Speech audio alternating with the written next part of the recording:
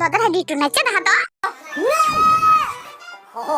আরে বেটা নাচ একটু, পরের বার বেশি নাম্বার দিব না।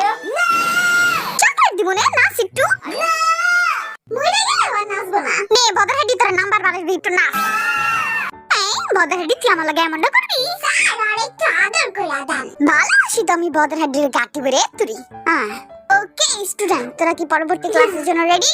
Yes sir.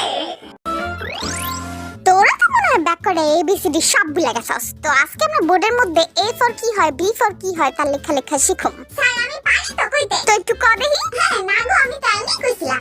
গরুডা অপদার্থ মাথা মোটাটা কইতে পারলে তো দাঁড়ায় কইতে সমস্যা কি? হ্যাঁ স্যার আপনি লেখা শুরু করেন। স্যার আমি একটা কথা কও।